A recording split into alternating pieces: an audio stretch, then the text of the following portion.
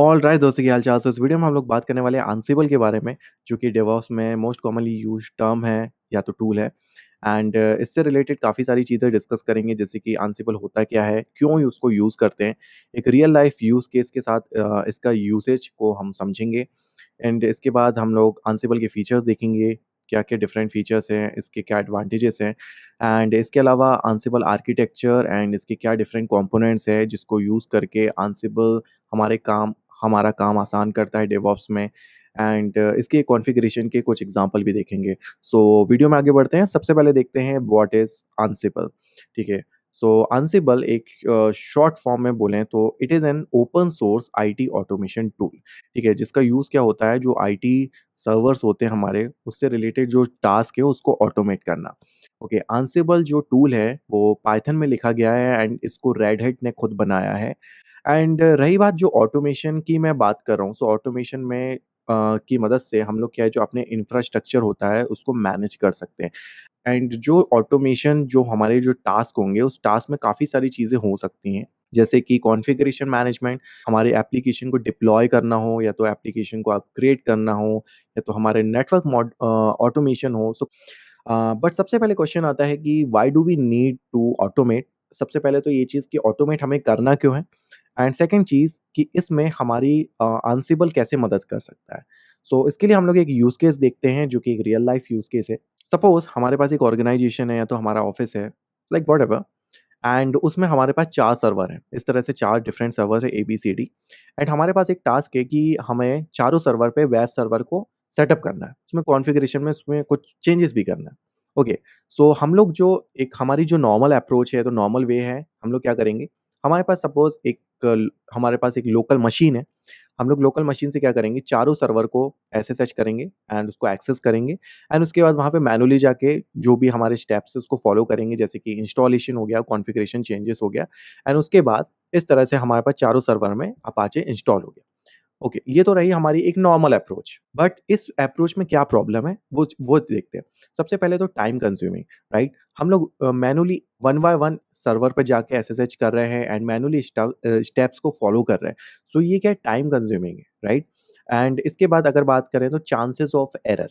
Suppose यहाँ पे जो हमारा एक टास्क है, उसमें मल्टीपल स्टेप्स इन्वॉल्वड हैं, राइट? सो हम लोग ने एक सर्वर पे सपोज़ 10 स्टेप्स हम लोग ने सक्सेसफुली परफॉर्म कर लिया, सेकंड सर्वर पे कर लिया, थर्ड सर्वर पे गए एंड सपोज़ हम लोग ने गलती से, जो कि ह्यूमन एरर है, पॉसिबिलिटीज़ है, एंड वहाँ पे एक स्टेप मिस कर दिया, सो यहाँ पे प्रॉब्लम्स हो सकती हैं। तो यहाँ पे एरर की चांसेस ज़्यादा हैं। And repetitive task, and again ये रिलेटेड है हमारे पे टाइम कंज्यूमिंग से, क्योंकि रिपिटेटिव हम लोग टास्क कर रहे हैं तो टाइम भी जाएगा एंड एफिशिएंट काम नहीं होता है। Okay, but the question is कि एफिशिएंट नहीं है, इतनी सारी प्रॉब्लम्स है नॉर्मल अप्रोच में, तो सॉल्यूशन क्या है? सॉल्यूशन है हमारा Ansible। ओके, एंड Ansible की मदद से हम लोग इस जो भी ये इश्यूज़ हम लोग देख रहे हैं, प्रॉब्लम्स देख रहे हैं, उसको हम लोग कैसे हटा सकते हैं? अब देखो, हमारे पास जो लोकल मशीन थी, लोकल कंप्यूटर था, हम लोग ने क्या किया, वहाँ पे Ansible को अपना सेटअप कर दिया, राइट? सेटअप कर दिया एंड उसके बाद हम लोग ने कुछ कॉन्फ़िगरेशन फाइल्स हम लोग ने राइट करी, हमने प्रिपेयर करी Ansible के लिए। अब कॉन्फ़िगरेशन फाइल में थोड़ी-सी डिटेल्स होंगी। कौन-सी डिटेल्स? कि हमें कि कौन से सर्वर्स को एक्सेस करना है एंड वहाँ पे जाके क्या टास्क करना है, ठीक है? सो हम लोग ने वो कॉन्फ़िगरेशन में फाइल में बना दिया एंड देखोगे तो ये वन टाइम हुआ। हम लोग ने सिर्फ़ एक ही बार ही कॉन्फ़िगरेशन फाइल बनाई एंड उसके बाद सिंपली आपको एक कमांड एग्ज़ीक्यूट करना है Ansible को यूज़ करके एंड एक बार में आपके जितनी भी सर्वर हैं, वहाँ पे अपाचे इंस्टॉल हो जाएगा एंड जो भी आपको कॉन्फ़िगरेशन में चेंजेस में करना है, वो भी आपके टास्क एक एक कमांड में आपका सारा काम हो जाता है। सो अभी आपने एक नोटिस किया कि Ansible को यूज़ करके हमारा ये काम कितना आसान हो गया। ऑल्दो अभी हम लोग सिर्फ़ एग्ज़ाम्पल में सिर्फ़ 4 सर्वर ले रहे हैं, इससे ज़्यादा भी हो सकते हैं, 6 सर्वर, 8 सर्वर, 10 सर्वर भी हो सकते हैं। So it in every situation Ansible is very useful, ठीक है? यहाँ पे फ़ास्ट भी था, आपने देखा, सो ये वन टाइम था कि हमने कॉन्फ़िगरेशन राइट करी, उसके बाद हम लोग Ansible को यूज़ करके इंस्टॉल कर सकते हैं, ठीक है? वन थिंग, एक बार कॉन्फ़िगरेशन हमारी फ़ाइल बन गई, हम बार-बार उसको रिपीट कर सकते हैं, जितने बार चलाना हो, जितने बार एक्शन करना हो, मल्टीपल सर्वर हम लोग ऐड कर सकते हैं। एफ़िशिएंट है ऑफ़ कोर्स, क्योंकि हम लोग टाइम बचा रहे हैं। एफ़िशिएंट कैसे है? क्योंकि हम लोग ने जो भी स्टेप्स लिखे एंड जो भी हम लोग ने टास्क लिखे, ठीक है? तो हम लोग ने सिर्फ़ एक बार लिखे एंड वो हमारी कॉन्फ़िगरेशन फ़ाइल में। सो सेम कॉन्फ़ि जो स्टेप्स थे, वो फ़ॉलो हो रहे हैं ऑन ईच सर्वर। सो यहाँ पे जो डिस्पेरेंसी के जो इश्यूज़ हैं, कि मतलब एक सर्वर पे कुछ और है, एक सर्वर पे कुछ और, तो वो प्रॉब्लम भी नहीं आएगी। Let's talk about some advantages of using Ansible। ये Ansible के एडवांटेजेस को डिटेल में देखते हैं। सबसे पहले अगर बात करें simple and easy to use, क्यों होता है? Because Ansible uses a simply and easy to learn language YAML to define playbooks. ठीक है? सो जो प्लेबुक्स अभी सिंपली समझना, जो कॉन्फ़िगरेशन फाइल लिखी थी ना जिसमें हम लोग ने टास्क एंड रिलेटेड डिटेल्स दी थी, वो प्लेबुक्स होती हैं। एंड उसको राइट करने के लिए हम लोग YAML यूज़ करते हैं। सो YAML बहुत ही ईज़ी टू यूज़ है एंड बहुत सिंपल इसके सिंटैक्स होते हैं। सो इसलिए ये काफ़ी हेल्पफुल रहती है हमारे, तो मतलब आपको कोई प्रोग्रामिंग लैंग्वेज सीखने की ज़रूरत नहीं है। आप नॉर्मली भी इसको बहुत ईज़िली समझ सकते हो एंड लिख भी सकते हो। इसके बाद इसको अगर बात करें तो agentless architecture. Ansible does not require any agent to be installed on remote system. ठीक है? अभी जैसे कि हम लोग ने जो एग्ज़ाम्पल देखा था, ठीक है? सो इस ये पूरे केसेस में हमारे पास देखो यहाँ पे 5 4 सर्वर है और एक हमारे पास लोकल मशीन है। सो हमें Ansible को सिर्फ़ लोकल मशीन पे सेटअप करना है। रिमोट सर्वर पे हमें कुछ भी इंस्टॉल करने की ज़रूरत नहीं है, लाइक जैसे कि काफ़ी सारे टूल्स ये क्लाइंट सर्वर मॉड्यूल पे काम करते हैं कि रिमोट सर्वर पे सर्वर होना चाहिए तभी कम्युनिकेट करेगा, बट हमारे Ansible के केसेस में ऐसा कुछ नहीं है। ठीक है? सिर्फ़ लोकल मशीन जहाँ से हम लोग को एग्ज़ीक्यूट करना है, सिर्फ़ वहाँ पे सेटअप करो और हमारे टास्क वहाँ से परफ़ॉर्म हो जाएँगे।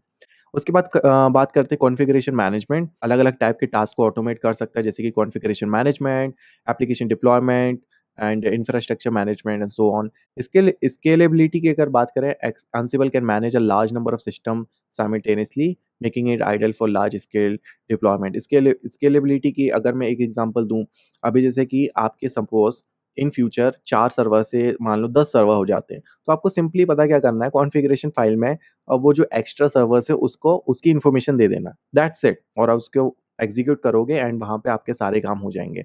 सो इस तरह से स्केलेबिलिटी भी ईज़ी है। Ansible playbook can be run multiple times. जैसे कि मैंने बताया, एक बार कॉन्फ़िगरेशन फ़ाइल आप लिख दो, उसके बाद जितने बार आपको यूज़ करना ईज़िली करो। It is an open source, मैंने स्टार्टिंग में बोला था ओपन सोर्स और आईटी ऑटोमेशन टूल है।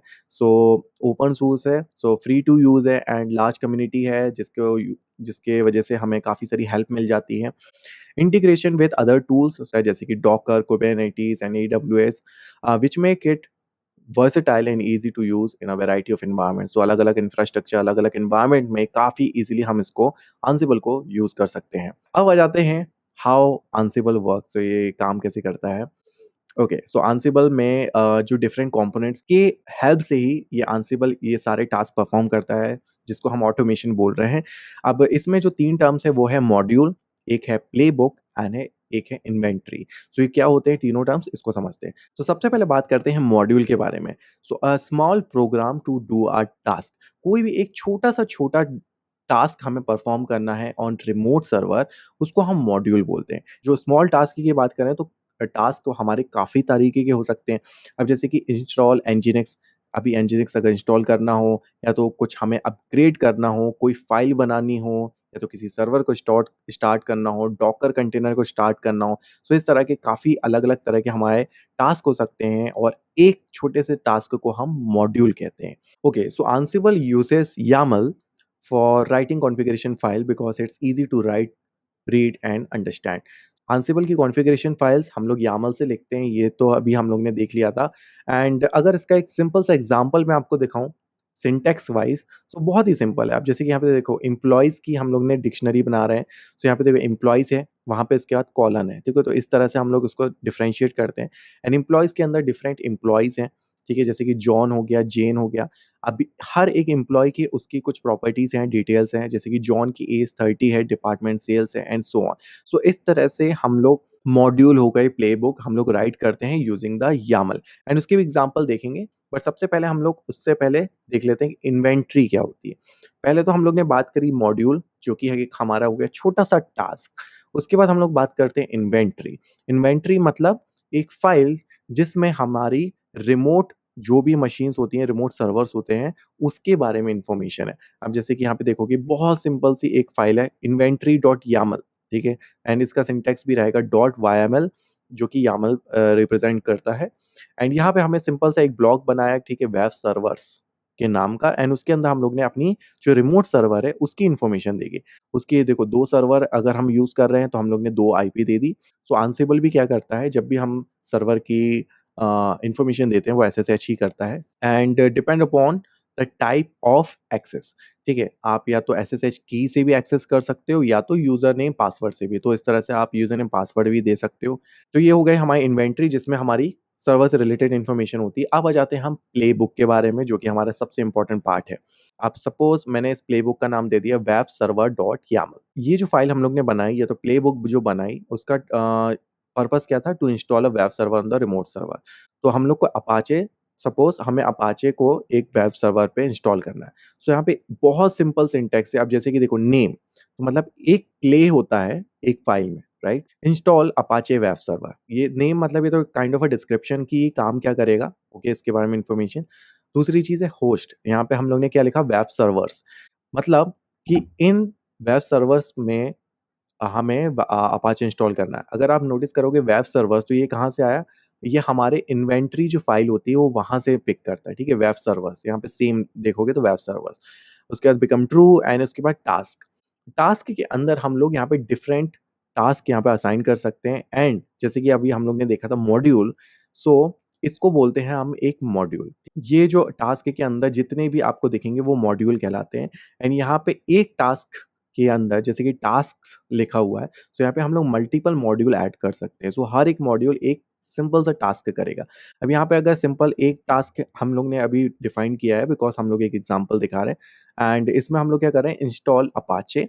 एंड इसके बाद हम लोग क्या यूज कर रहे हैं, एप्ट यूज कर रहे हैं। ठीक है, and it is because may be हम लोग को उबंटू पे करना हो, एंड या तो हम लोग यम भी यूज कर सकते हैं फॉर अपना सेंटोस या तो राइट हेड पेस्ट पे। एंड उसके बाद Apache 2 and state present, so apt को यूज करके यहाँ पे अपाचे 2 यहाँ पे इंस्टॉल कर देना है। कॉन्फ़िगरेशन देखोगे तो इट्स सो सिंपल। प्लेबुक के बारे में और भी बात करें तो we can add multiple modules in a playbook. जैसे कि ऑलरेडी मैंने बताया था कि मॉड्यूल तो एक स्मॉल टास्क होता है एंड मल्टीपल मॉड्यूल या तो मल्टीपल टास्क हम लोग उसमें ऐड कर सकते हैं। ठीक है, अब मल्टीपल एक एग्जांपल देख लेते हैं। जैसे कि मेक डायरेक्टरी, किसी एक मतलब एक वहाँ पे सर्वर पे एक्सेस करो, पहले तो वहाँ पे जाके एक डायरेक्टरी बनाओ, उस अपाचे को इंस्टॉल करो एंड उसके बाद आप वेब सर्वर को ठीक है तो स्टार्ट करो। सो ये होगा हमारे 3 टास्क, तो हम लोग 3 मॉड्यूल बना के उसके टास्क के अंदर वहाँ पे डिफाइन कर सकते हैं। एक बार जब हमारी इन्वेंटरी फाइल रेडी है एंड हमारी जो प्लेबुक रेडी है, ठीक है, तो इन्वेंटरी फाइल हो गई inventory.yaml एंड वेब सर्वर.yaml। ये हमारे हम लोग ने एक नॉर्मली एक प्लेबुक बनाई थी।